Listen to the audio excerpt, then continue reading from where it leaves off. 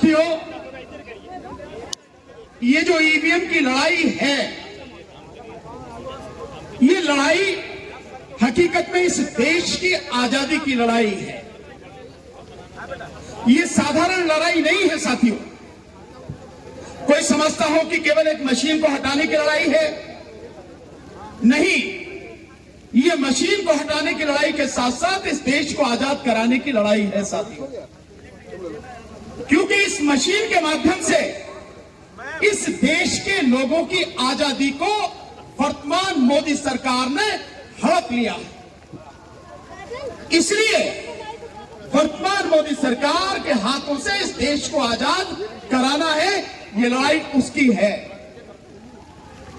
ये लड़ाई है कि इस देश के जो 100 करोड़ लगभग मतदाता हैं और इस देश के 140 करोड़ जो नागरिक हैं, उनके अधिकारों की रक्षा हो सके।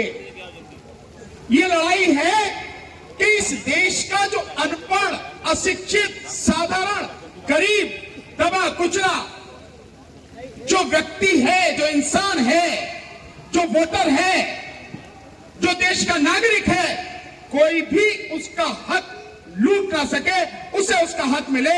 ये उसकी लड़ाई है साथियों। हमारा बहुत सीधा सा कहना है, देश में चुनाव सबसे महत्वपूर्ण प्रक्रिया है। देश के संविधान के अनुसार देश के लोकतंत्र को बचाने के लिए संविधान के हिसाब से चुनाव हो और देश में free, fair and transparent election हो, ये जिम्मेदारी देश के संविधान ने देश के चुनाव आयोग को दी है।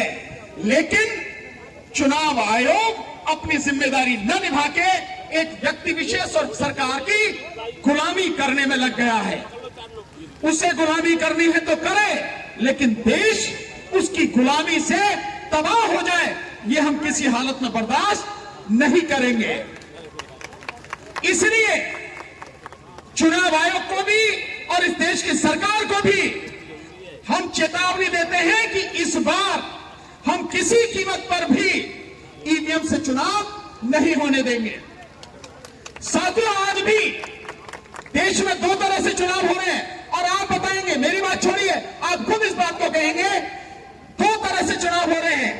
एक बैलेट पेपर से, जिसे आप पोस्टल बैलेट पेपर कहते हैं। कहते नहीं कहते पोस्टल बैलेट? क्या है पोस्टल बैलेट? वो बैलेट पेपर से चुनाव है। और एक तरफ हो रहे हैं ईवीएम से चुनाव। तो एक ही देश में दो पद्धति से चुनाव क्यों हो रहे हैं? अगर संविधान में यह प्रावधान किया गया, या सरकार ने संशोधन किया गया, तो या तो चुनाव बैलेट पेपर से होते या चुनाव ईवीएम से होते। इसका मतलब यह है कि यह संवैधानिक प्रावधान नहीं है, यह कानूनी प्रावधान नहीं है, यह बेईमानी है सरकार की, और यह बेईमानी है सरकार की गुलामी करने वाले इलेक्शन कमीशन की। इसलिए यह जो भेदभाव हो रहा है, अब यह बर्दाश्त किसी कीमत पर किया नहीं जाएगा। देश के हर वोटर को, देश के हर नागरिक को यह जानने का हक है कि वो जिस प्रक्रिया से चुनाव दे रहा है, वो चुनाव की प्रक्रिया पूरी तरह से स्वतंत्र, निष्पक्ष और पारदर्शी हो। यह उसका हक है। लेकिन आपकी आंखों के सामने आप सब लोग देख रहे हैं ईवीएम के माध्यम से किस तरह से हमारी वोटों को लूटा जा रहा है। दो उदाहरण से आप समझेंगे। पहले मैं उत्तर प्रदेश का बताता हूं। आपने और हम सब ने देखा, मैं पूरे चुनाव में, चुनाव प्रचार में शामिल था माननीय अखिलेश यादव जी के साथ, और मैंने पूरे उत्तर प्रदेश में देखा कि लोगों को बिना बुलाए जहां भी उन्हें लगता था, जहां भी पता लगता था कि यहां मीटिंग है, लोगों का हुजूम इकट्ठा होता था। इतनी जबरदस्त तरीके से लोग साथ में थे। और यूथ, विशेषकर जो बेरोजगार यूथ है, जो लड़ रहे थे, वो इतनी बड़ी संख्या में रेलों में भर भर कर अपने गांव पहुंचे और वोट डालने के लिए पहुंचे। वोट कहां गया? कहां गया वो वोट? और जिस दिन काउंटिंग हो रही थी, उस दिन आपने देखा होगा कि 403 विधानसभा सीटों में से 304 विधानसभा सीटों पर पोस्टल बैलेट की गिनती के समय समाजवादी पार्टी 304 सीटों पर आगे थी। और जब ईवीएम से रिजल्ट आया तो पता लगे कि बिल्कुल उलट हो गया। समाजवादी पार्टी 121 सीटों पर सिमट गई और बीजेपी जिस जिसका अता पता भी नहीं था, जो केवल उन 90 सीटों पर थी, वो सरकार बना लेती है 250 से ज्यादा सीटें लेकर। तो क्या ईवीएम की बेईमानी नहीं थी? बताइए, आप सब लोग चुप कैसे हैं? क्या ईवीएम की बेईमानी नहीं थी? थी ईवीएम की बेईमानी।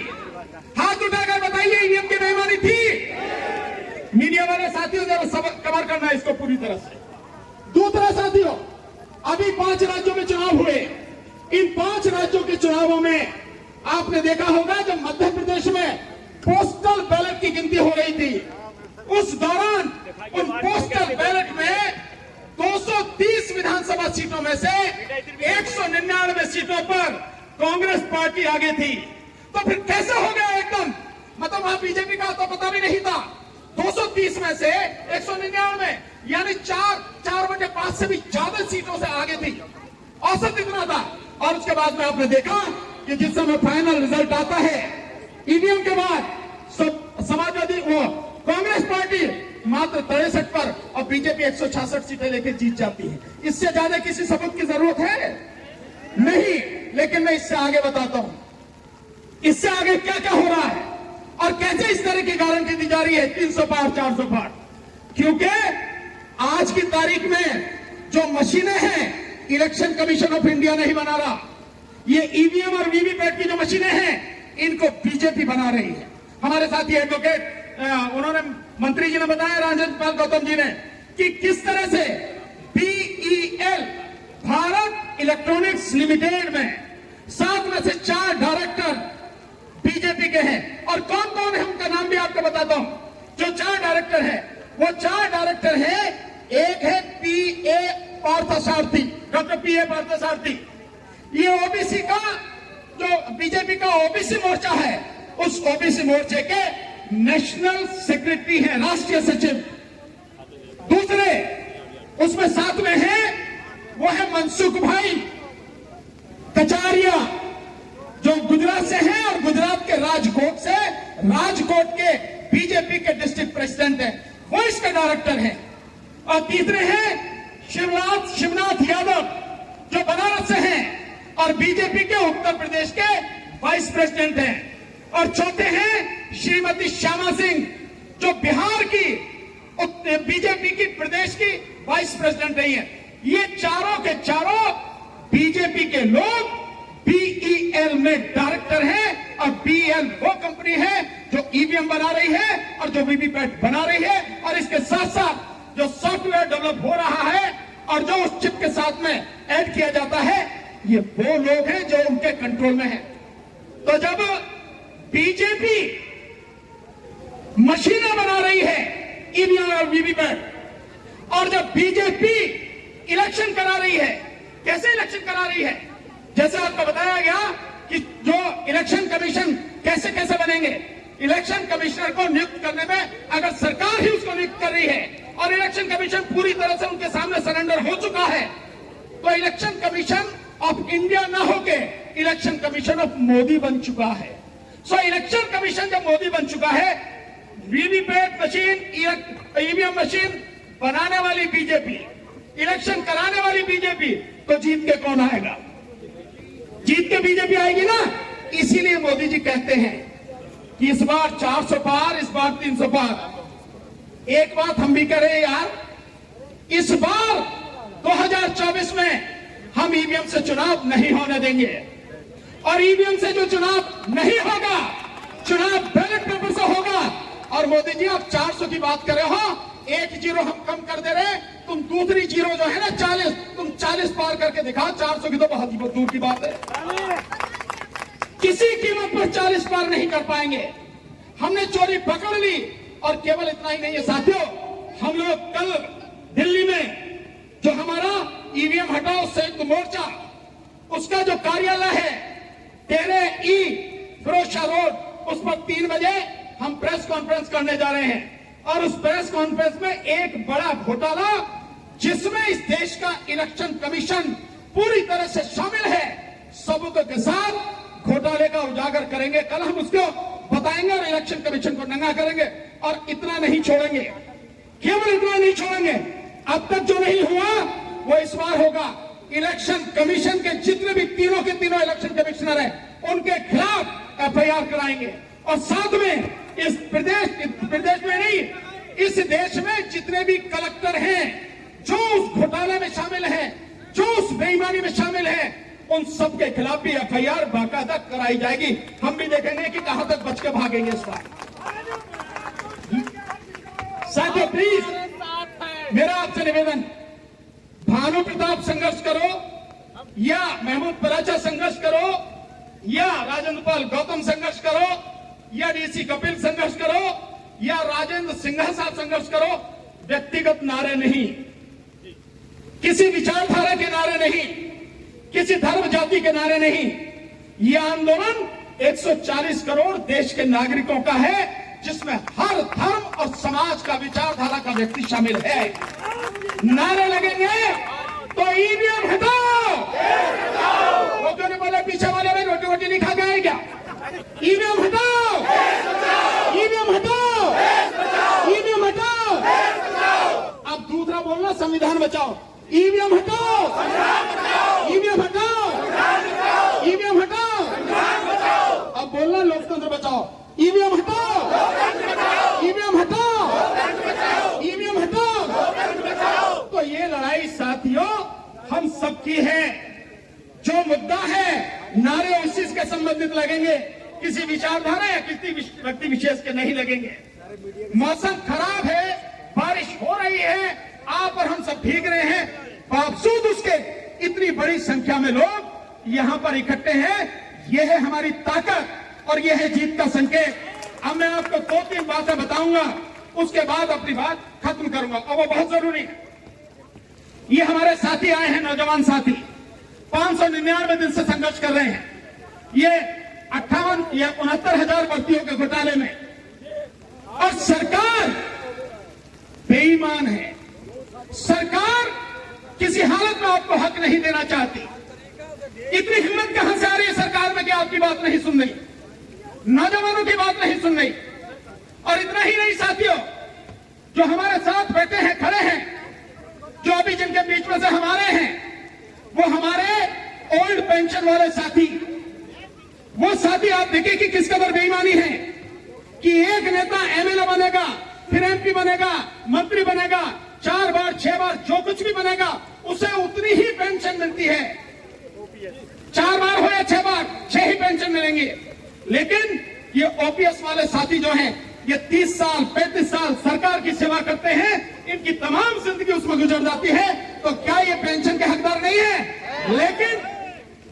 लेकिन बीजेपी की बेईमान सरकार 2004 में वाजपेयी सरकार ने ओल्ड पेंशन खत्म कर दी गई, जिसके ये हकदार हैं। और ऐसा ही नहीं साथियों, जो किसान अपनी मांगों को लेकर लगातार लड़ रहे हैं, जो 3 कानून लड़के उन्होंने वापस करवाए, और जो इस समय जो संघर्ष कर रहे हैं वो इस बात के लिए कर रहे हैं कि उन्हें एमएसपी मिले।